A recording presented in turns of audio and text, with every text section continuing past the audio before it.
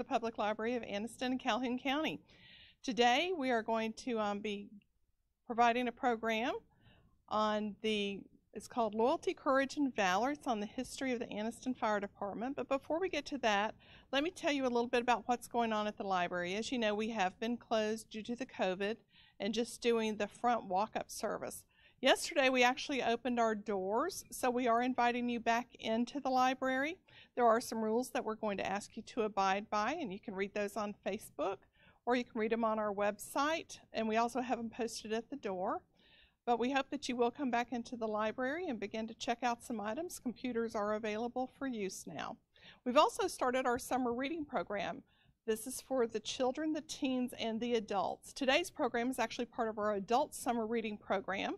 And if you sign up for our adult summer reading program online, and there is a link on our website that you'll find, or you can go to publiclibrary.cc/summer reading, and you can get a link there. And you can start posting your books, logging your books. For every book or thing that you check out that you log, you get points. The more points you get, if you get 1,500 points, you are eligible for a random drawing for a $100 gift card. If you get up to 3,000 points, you're eligible for a random drawing for a $250 gift card. Today's program is worth 500 points, and you would log that under your missions in your summer reading program. There is a secret code that is required to log it, so I'll be giving that secret code later in the program, so stay tuned after we finish. But to get the program started, we are happy today to welcome David Boyd. He has been with the fire department. He is retired as an assistant chief after 30 years of service. He now teaches for the Fire College, and his interest is in the history of the Anniston Fire Department. He has written a wonderful book. It's called Loyalty, Courage, and Valor, the Story of the Anniston Fire Department. And he's going to talk with us a little bit about it today and tell you how, if you would like a copy, that you can purchase a copy.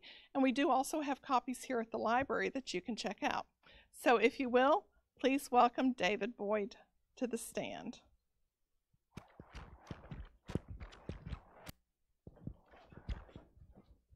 Well, thank you. First of all, I'd like to thank Teresa Kaiser and the library for allowing me to be here today. I've never done this before. This is my first book and probably will be my final book, but I'm humbled that anybody has enough interest to tune in and look at this. As already been mentioned, I'm David Boyd. I spent 30 years with the Anniston Fire Department. Retiring as assistant fire chief. I couldn't believe that 30 years went by so fast. I remember the month prior to my retirement, I called the city clerk 3 times to make sure that the mistake hadn't been made, that it actually was 30 years. When I was a little boy, all little boys wanted to grow up and be firefighters. I consider myself blessed that I was able to actually do that. Like anybody else in their career, there's been ups and downs and things of that nature. I was injured 4 times in the line of duty, but I wouldn't trade it for anything. Best job in the world. I mean, what other job can you exceed the speed limit, go the wrong way down a one-way street, kick in a man's front door, cut a hole in his roof, wash all of his furniture out in the yard, and then when you leave, he shakes your hand, tells you thank you, and they give you a check every 2 weeks. It was just a wonderful job. But when I retired in 2012, number 1 on my bucket list was to put this book together. And it took 8 years from that point to become a published work. But it all actually started in the 1980s, the late 1980s. Lieutenant Jesse Bert and I were standing in the lobby of our number 1 fire station. And we were looking at some pictures of some firefighters from the late 30s. We didn't know a whole lot about those guys. And I remember him saying, you know, if somebody doesn't do something, 50 years from now, somebody's going to be standing right here looking at our pictures, saying the same things about us. And so it was at that point that I began to do research on the fire department. And I researched records, I researched old reports and newspapers, but most importantly, I interviewed older firemen some family members of older firemen, retirees, and a lot of those people are gone now. In fact, Jesse Burdett that I just mentioned, he passed away last year. That picture that I used for a cover, if we could put the cover up, or the picture that I used for cover, that was always going to be my cover. I don't know why, I just loved it.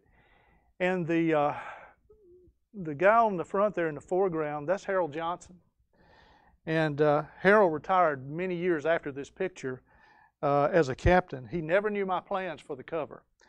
And on the very morning that the book actually came out, Harold passed away. So many people that had a hand in making the Anniston Fire Department what it is today are no longer with us. So this book really is their story.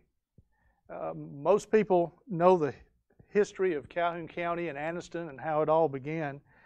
Anniston began because of the rich deposits of iron ore in the area. And so the Tylers and the Nobles, they came and established the Woodstock Iron Company. Samuel Noble didn't want his people to live in the slums that he had seen in other places around industrial areas, so he developed and laid out a model city. And since there was already a Woodstock, Alabama, the city was named for Alfred Tyler's wife, Annie. So Anniston was first born as a closed company town. But on July 3rd, 1883, it was opened to the public, and the first lot was sold to W.H. Williams from Tennessee. And that lot, incidentally, is now what we call the northeast corner of 10th and Noble, so it's not too far from where we're at right now. But sometime later, Dr. J.L. Weichel came to that company town. He started Weichel Drug Store, which was a fixture on Noble Street for years. Dr. Weichel is considered to be the father of fire protection in Anniston. He actually hadn't been a pharmacist. He was a physician, and he had come here from Cartersville, Georgia, hoping to be the company physician for the ironworks. But when he got here, he realized that they already had a company doctor, so he opened a drugstore. Dr. Weichel is known as the father of fire protection in Anniston, not because he formed the fire department, but it was because of his education and knowledge of chemicals. That first fire apparatus that they had was a hand-drawn chemical engine. And the way that it worked, into the tank, you put water, and then you put bicarbonate of soda, and then you introduce some acid. And the chemical reaction between the acid and the soda built up pressure, and that's what propelled the water through the hose and onto the fire.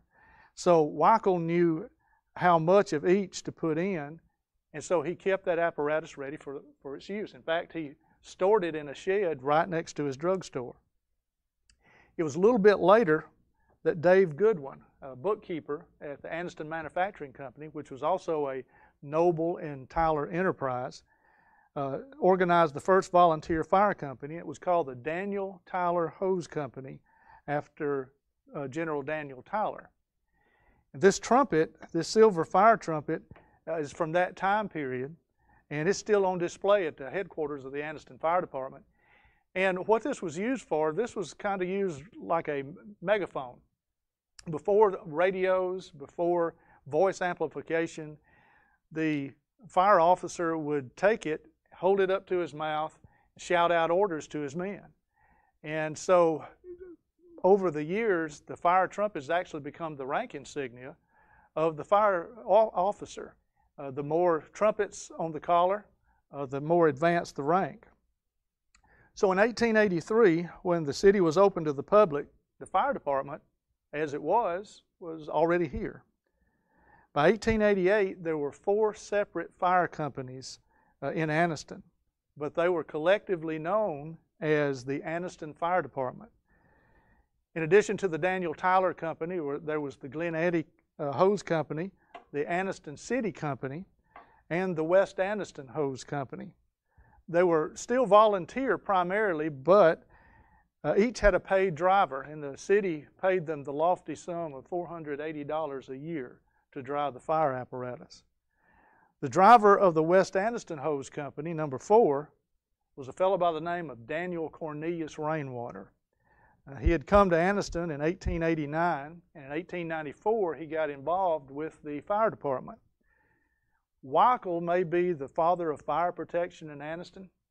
Dave Goodwin might have organized that first fire company, but undeniably, D.C. Rainwater was the father of the Anniston Fire Department. Rainwater loved his fire horses. This is a picture of his beloved West Anniston Hose Company. That's Chief Rainwater at the reins there with driving the apparatus. And these two horses are probably his most favorite horses, Bill and Mike. And it was said that before they went out on a call, he would give them a pep talk. He taught them tricks to entertain the children. But when the fire bell rang, they were all business. This is a picture of the Glen Eddy Hose Company. It's located at 4th and Pine. The building still stands, but it is in an awful state of repair today. And just behind where the men are standing there in the truck bay, engraved in the floor are the names Lewis and Todd. Now, these weren't firemen's names. These were horses' names. They cared for the horses that much to engrave their names in the floor of the bay. Since I took this picture, some guys from the fire department have taken these names up and restored them, and now they're on display at our new training facility out on Highway 21. At a little after 3 a.m. on March 14th, 1907, one of those drivers, Charles Herron, received the report of a house fire. In those days, fire calls came in to the police station.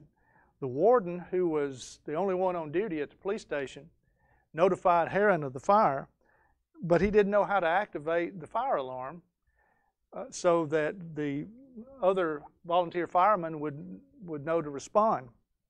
So Herron, who had already harnessed the horses, he went to the chief of police office to transmit the alarm.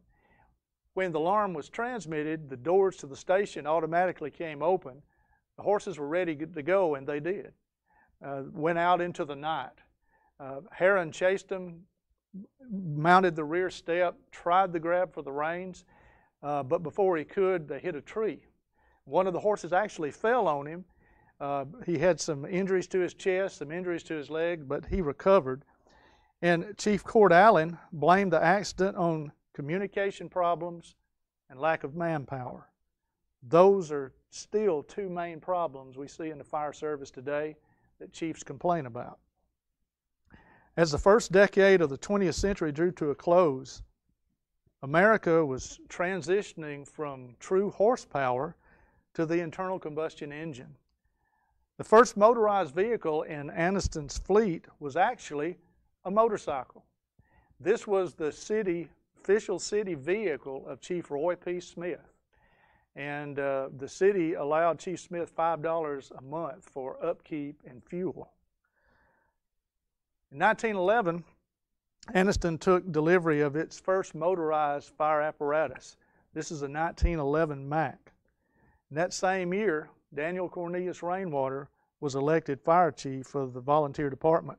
However, rather than working out of headquarters on Gurney Avenue, he decided that he was going to stay with his beloved West Anniston Hose Company. And he continued to drive the fire apparatus. In not being able to persuade him any other way, the city council passed an ordinance in 1913 designating City Hall as the official office of the fire chief. He complied, and then the next year, 1914, when Anniston became a paid department, he was chosen to continue as fire chief. As time went on, more horses were retired and replaced by motorized fire trucks. Most of the fires that they had back in those days were roof blazes, where embers would come out of the chimney and they would land on the wooden shingles and cause a fire. Rainwater put into place an inspection program.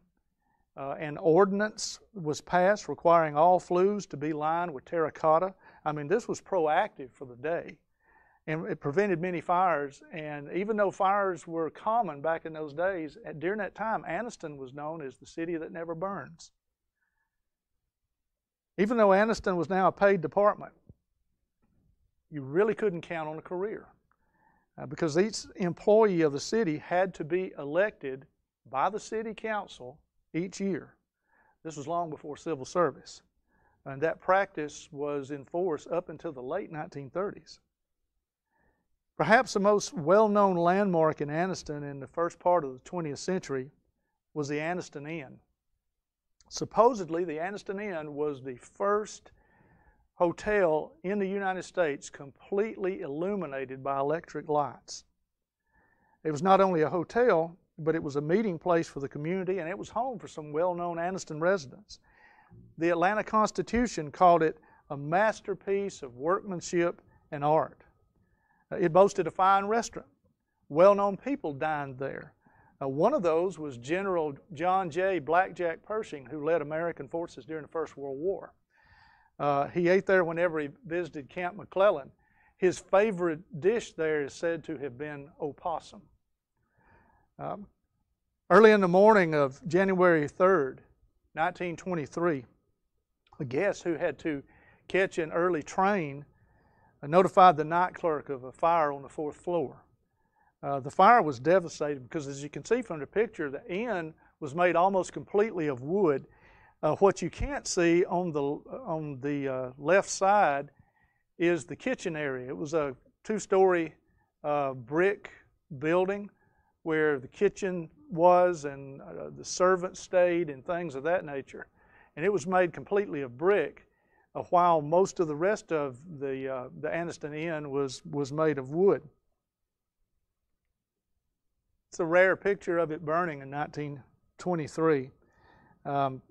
Firefighters from Anniston, Jacksonville, Camp McClellan, and Piedmont assisted, but the inn was a total loss except for that kitchen.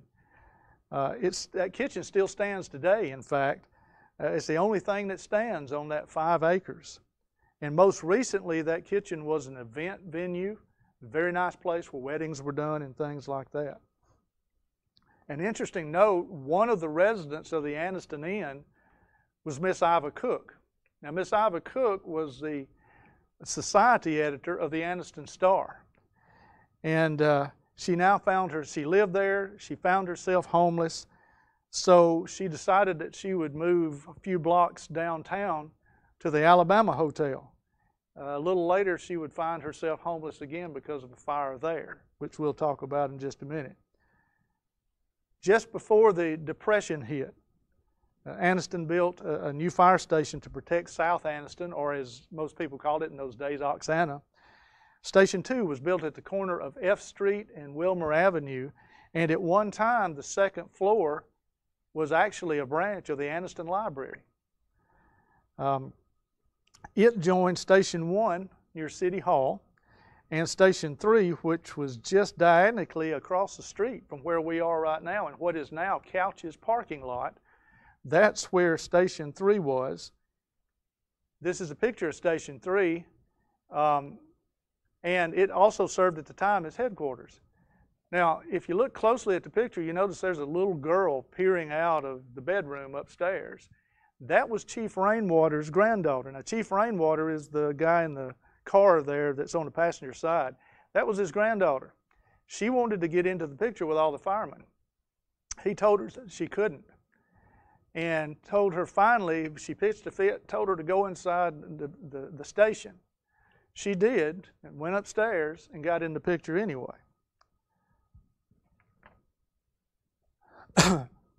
On January 15th, 1931, a carrier for the Anniston Star noticed flames showing from the southeast corner of the roof of the Calhoun County Courthouse. He notified the sheriff's office. Shortly, Chief Rainwater and all 13 of his department began to attack the fire.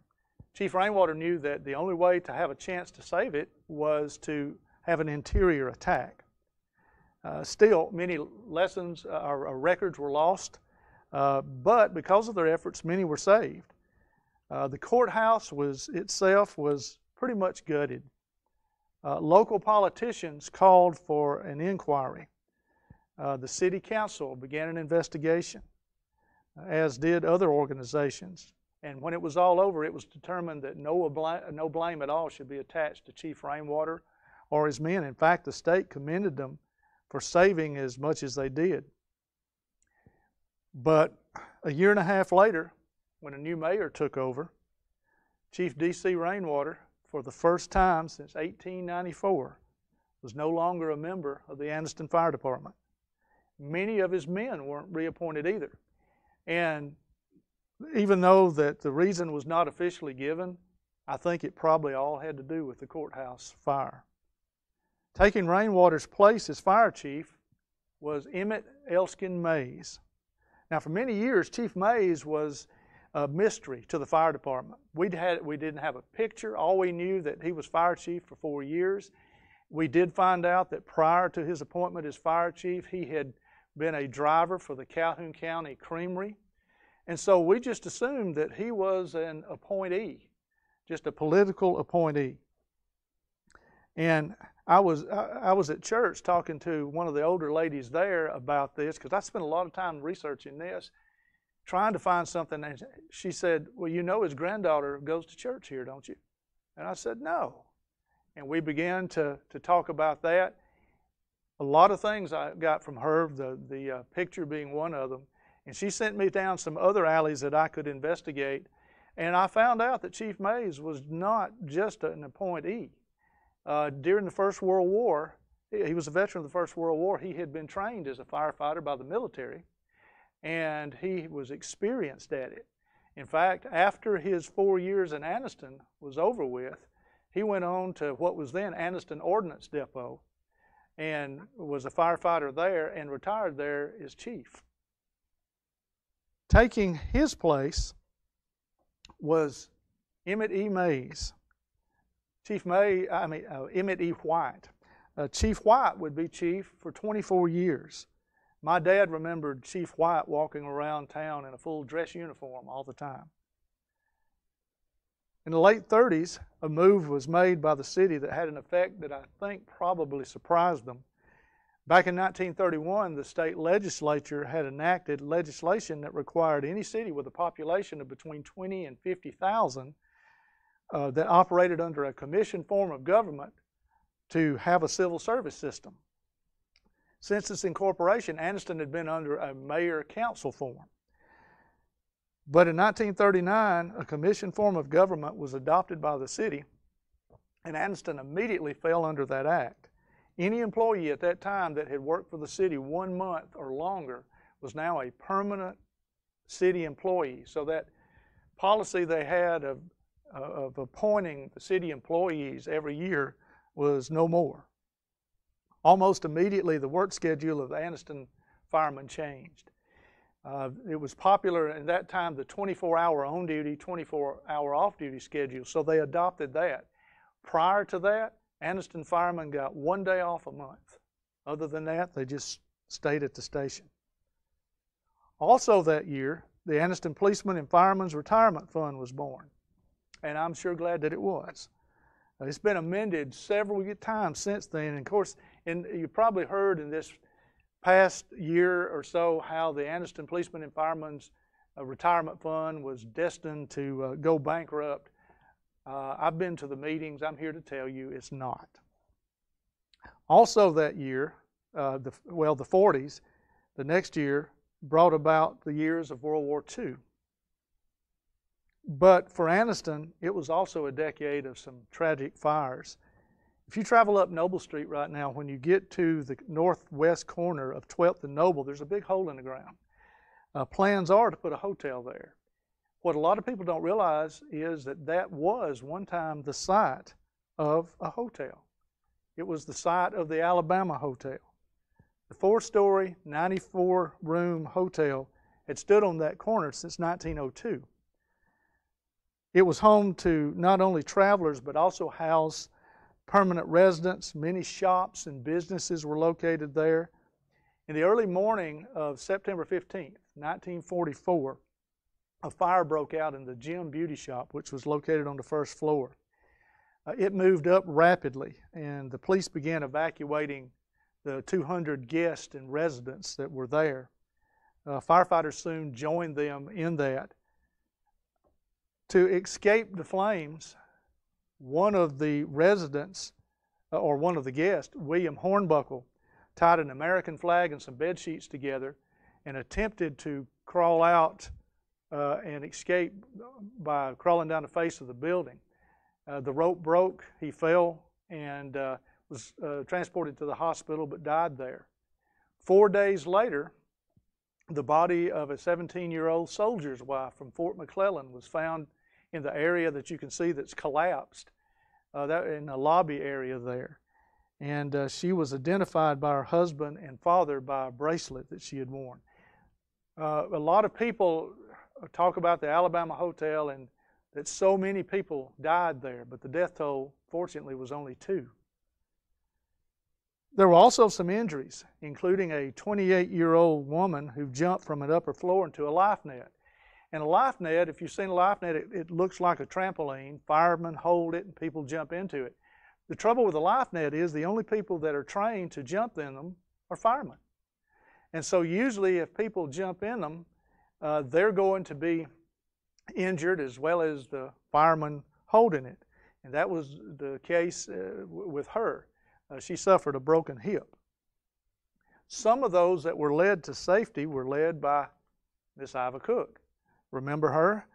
She was displaced in 1923 when the Anniston Inn burned.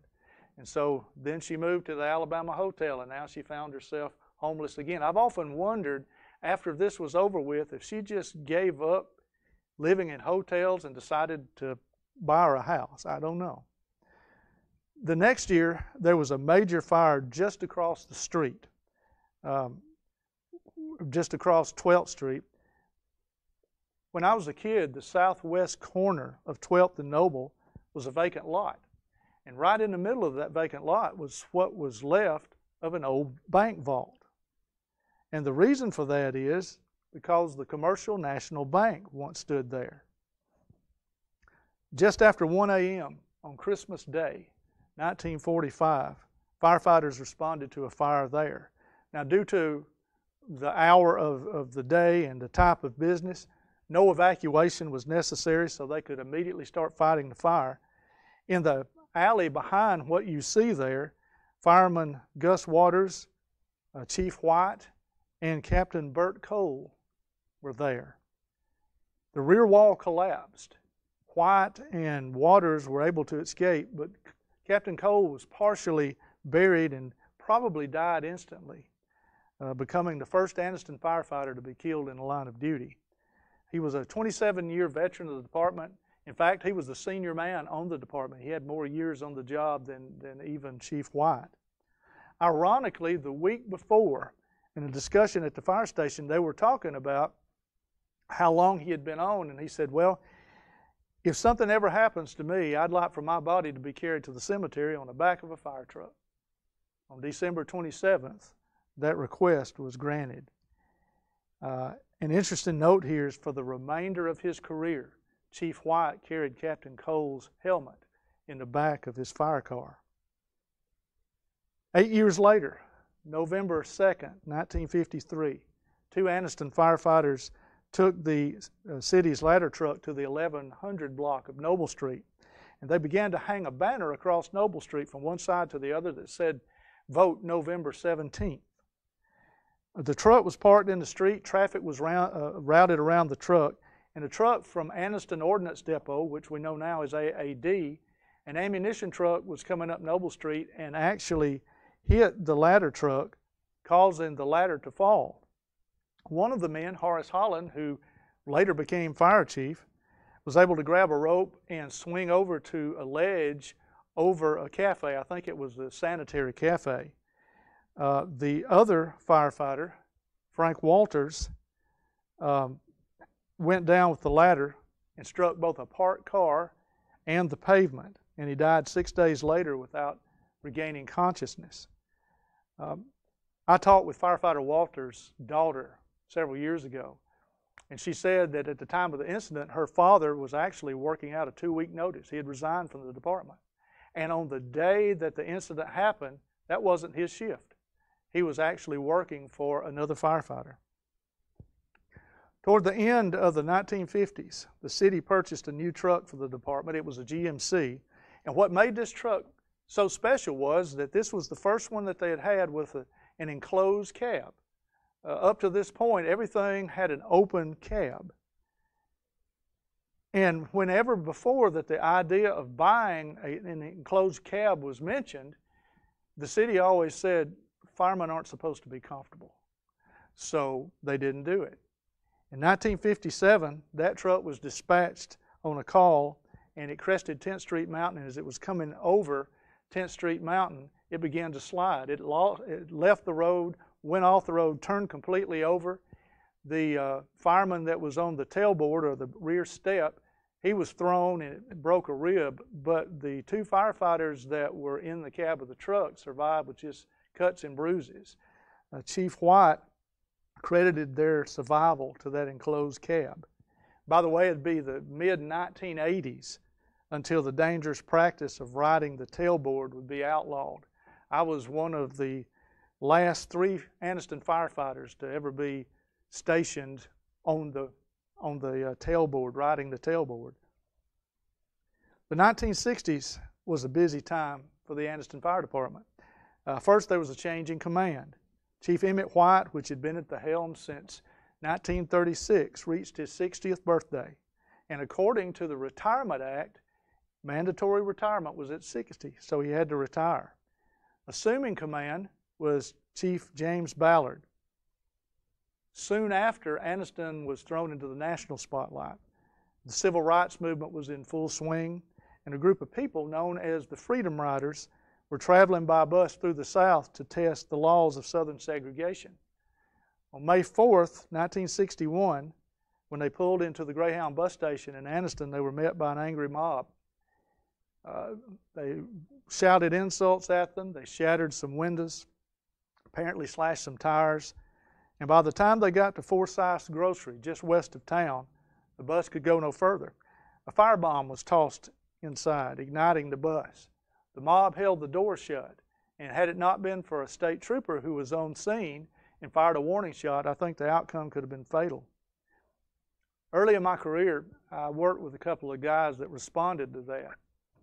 And they told me that as they went, they got on top of John Hardy Hill, which overlooks the scene.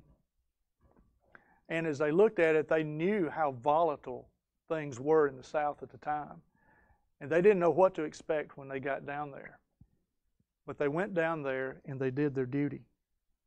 During the 1960s, Anniston firemen responded to many instances such as fire bombings.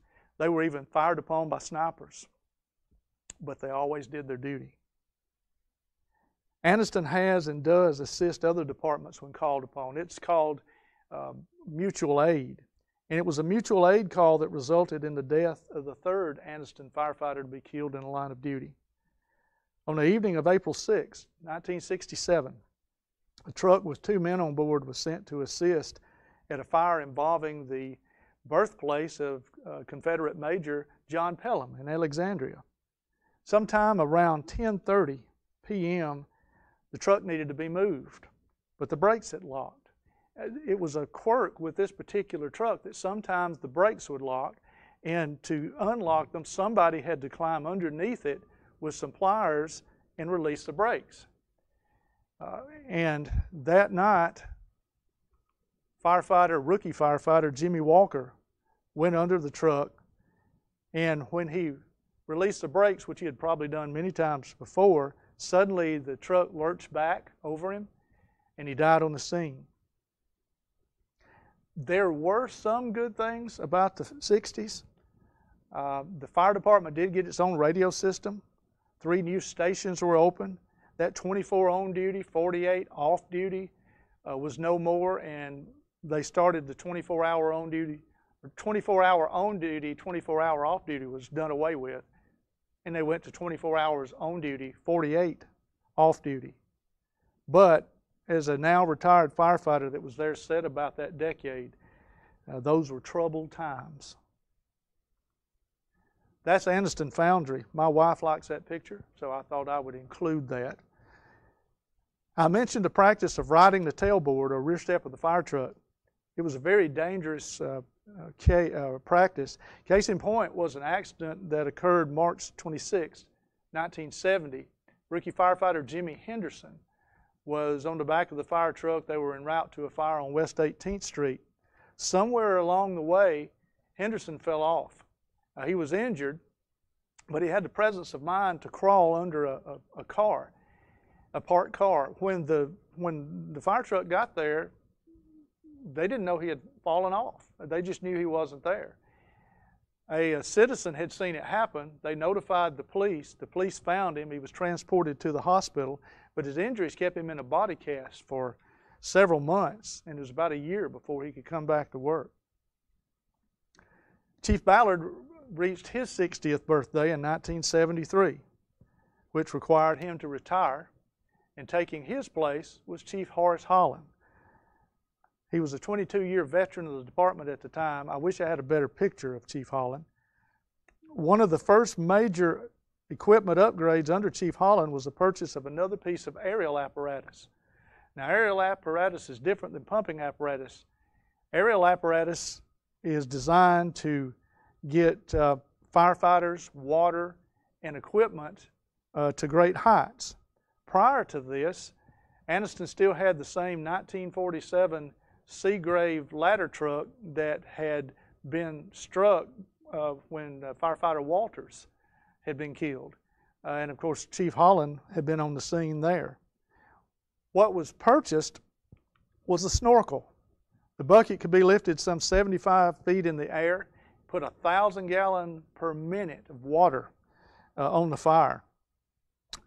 It had a high price tag. It was $88,000. It was loudly complained about at the time that they spent so much money.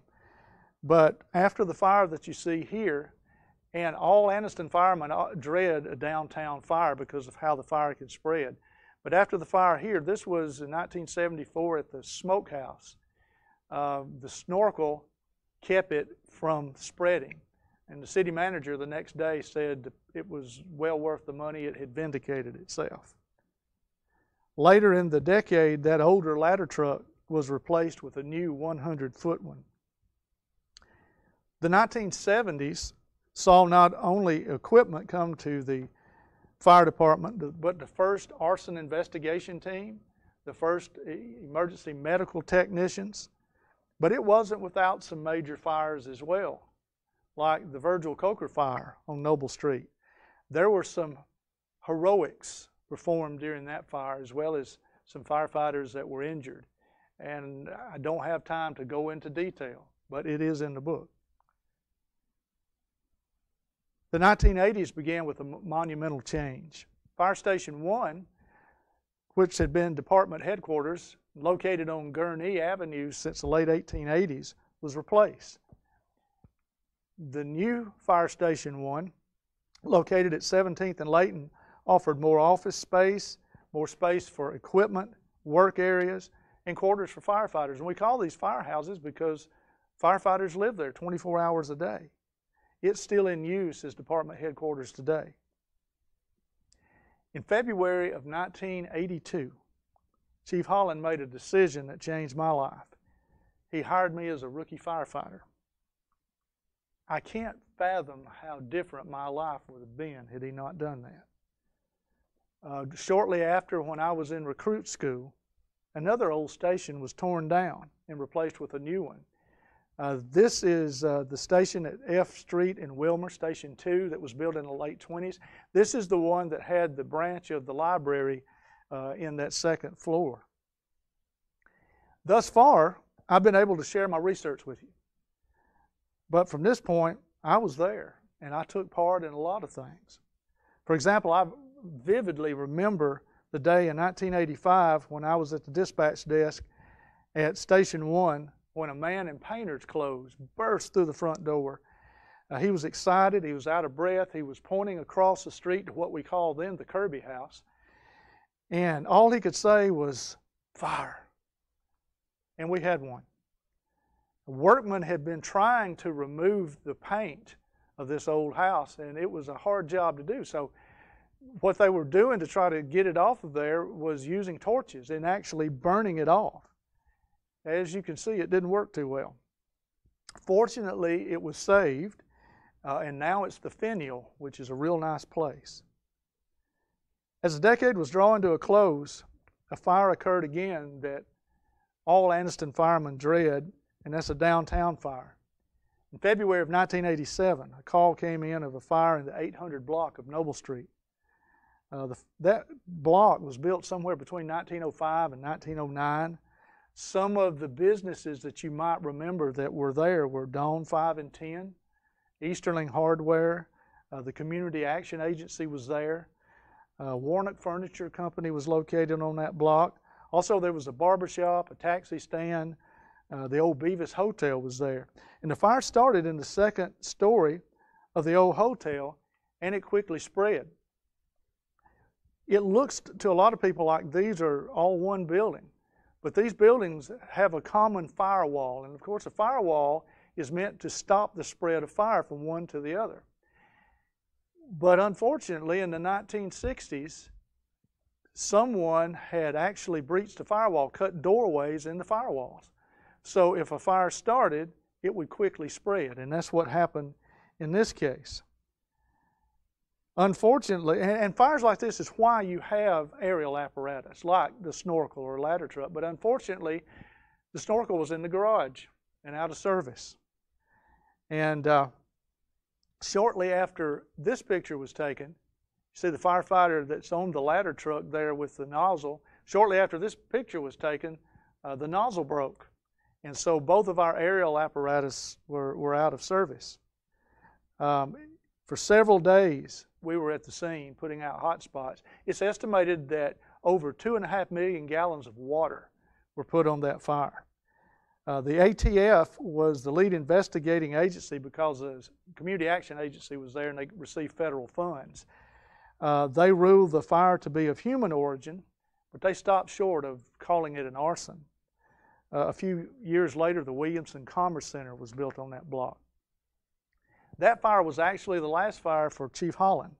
He had reached his 60th birthday and shortly thereafter retired. Taking his place was Chief Donald Cobb. Cobb was a 25-year veteran of the department at the time. The problem with Chief Cobb was that he was 57 years old at the time of his appointment, so he could only stay chief for 3 years.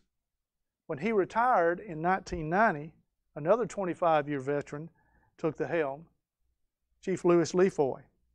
A lot of advancements were made under Chief Leafoy. One of those was hiring the department's first secretary. He also hired the first female firefighter in the department's history. That was 28 years ago. She's still there, and she holds the rank of assistant chief today. In March of 1993, we had a weather event that we now refer to as the Blizzard of '93. All stations were closed except for number 1 station. Everybody worked out of headquarters. I don't have any pictures to show you of it because nobody was out taking pictures. We certainly didn't have time to take pictures. In fact, we were so busy at one time we stopped writing reports. At the time, I was a young lieutenant with a wife and a 5-year-old son. We lived in a small trailer. We were on a well. The power went out. We didn't have well water anymore with the pump out. So we had to melt water or melt snow for water. We did have a gas stove, but I couldn't get the vehicles out of the driveway because of the ice and the snow. So I got a call from the fire department. They said, listen, if we could come get you in a 4-wheel drive, could you come to work? And I said, yes, I could. My wife still doesn't understand that, but they picked several of us up in the vehicle, including my assistant chief. And on the way to the station, he looked at me and he said, Lieutenant Boyd, I've got one order for you to begin with.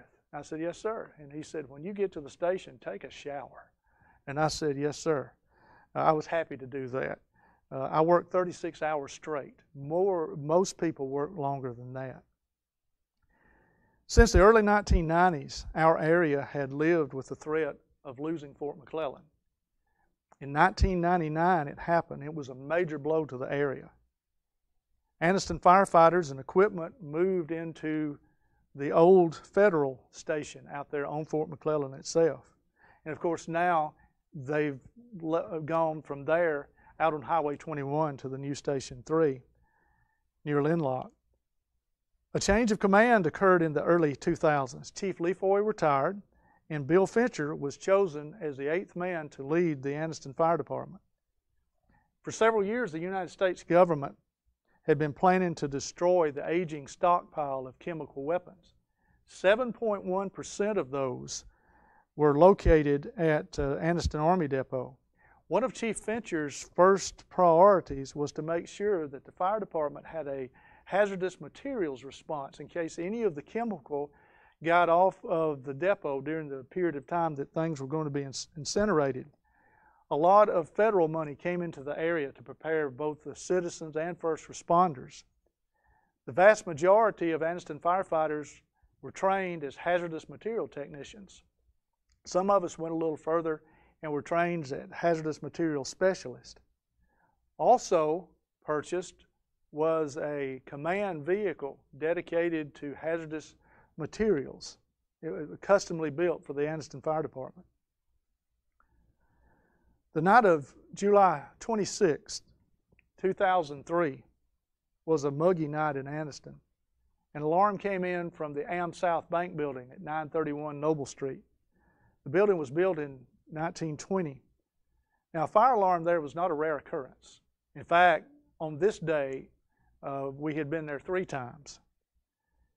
Still, even though we responded a lot to alarms there, the fire department came from 3 different stations and converged on the block. Lieutenant David Sides, who was acting captain that shift, was just about to give the order for everybody to go back to their station when he happened to look up and he saw a glow in the 10th floor window. He notified headquarters. I was the captain then, and since our assistant chief was off, I was acting assistant chief. By the time I arrived, the windows had broken out. Flames were coming from the 10th floor and leaping up to the floor above. And I remember as I was driving down there watching that, how much it resembled a candle burning. When I got there, it dawned on me that I was the first Anniston firefighter in the history of the department to be in command of a high-rise fire. Less than 2 years earlier, we had seen the effects on fire on a high-rise when we saw the towers fall at the World Trade Center. That was heavy on our minds that night. The building wasn't equipped with sprinklers, but it did have a standpipe system. So the procedure is to carry your hose, go up the stairwell to the floor below the fire, hook up to the standpipe system, and then use the stairway and go up and fight the fire. Well, the trouble was, at the command post that I was at on the street, I got a call that for whatever reason, the threads of our hose and the threads on the standpipe system wouldn't match up. So we had no choice except to take 3-inch supply hose and run them all the way from the street all the way up to the stairwell and fight the fire that way. I had thoughts of perhaps using the elevator to bring equipment up, but after the first trip, the elevator burned out, so we couldn't do that. It was a perfect storm. Just like it had been in 1987, the snorkel was in the garage, and it wasn't available, and the ladder truck was just a little bit short. And if that wasn't enough, as you can see from the picture, down toward the bottom, Noble Street was being resurfaced. So it was closed, and it was nothing except for a dirt roadbed, and as you can see, that roadbed was several feet below the sidewalk level. We were there for over 10 hours. 35 guys fought the fire. No one was hurt, and the building still stands.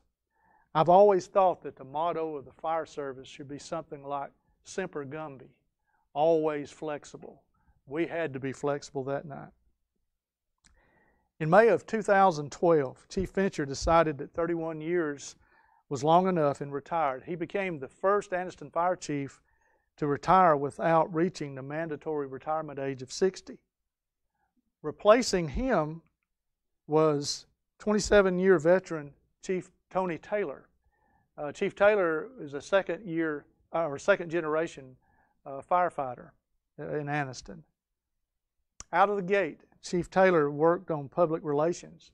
He wanted citizens to see that firefighters just didn't sit around the station waiting on a call, that they were part of the community. He's also responsible for the training center that you see out now on Highway 21 and what used to be the old Marvin's building. It's there on the same property as the new Station 3. It's a regional training campus of the Alabama Fire College, and students have come there from literally all over the world. We've had a student there that came from South Korea. Chief Taylor remained at the helm until January 2007, and in March of that year, Chief Chris Collins was appointed chief, and he remains in that position today. 38 years ago, when I was offered the job of firefighter for the city of Anniston, I called my father and asked him what I should do. I mean, I had aspirations in other areas, and he urged me to take the job because he said it was a right job. And what he meant was that it was a job where one could make a difference. I have to admit that there were times over the years that I wondered about that. Puts me in mind of a story of a man that was walking along the beach one day all by himself. Out in the distance, he saw that there was a little girl. And this little girl, well, around her, she stood in the midst of a lot of starfish that had washed up on shore during the night. Certainly they were going to die. And he began to chuckle at the futility of her gesture, because what she was doing, she was taking these starfish and throwing them back in the water. And when he got up to her, he asked her, he said, "Little girl, do you think you're making any difference at all?" And she had the strangest look on her face. She looked up at him, she looked down at the starfish, she looked back up at him, then she looked at the starfish again, and she took one and threw it back in the water. And she said, "I made a difference to that one." Well, there have been many changes over the years, and not only the Anniston Fire Department, but in the fire service as well. I mean, it doesn't even look the same. But one thing that hasn't changed, and one thing that will never change about the Anniston Fire Department, is you call them, and they'll come. And they'll do their job with loyalty, courage, and valor. Again, I'd like to thank the library for allowing me to come here, and I'd like to thank everybody that listened today.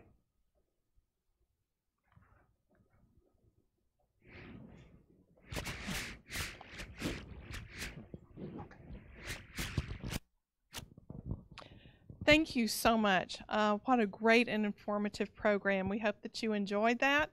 For those of you that are interested in the book, Loyalty, Courage, and Valor, you can purchase it on Amazon. I think it's also carried at Colletic Treasures in Jacksonville, in Anniston. I'm sorry, Colletic Treasures in Anniston. And he is also leaving some copies here at the library if you would like to come by and purchase a copy here at the library.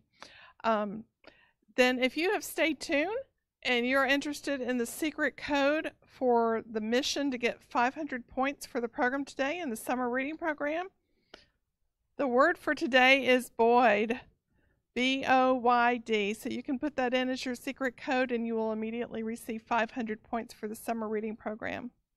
We thank you so much for tuning in. I hope that you'll watch some of the other programs that we have coming up, and stay tuned to our Facebook page. And remember that also the live programs are also aired on YouTube. It's YouTube/PubLibAnn, PUBLIBANN, and they are also available on our website. So if you have friends that you want to invite but they aren't on Facebook, remind them that they can also watch the programs the other way.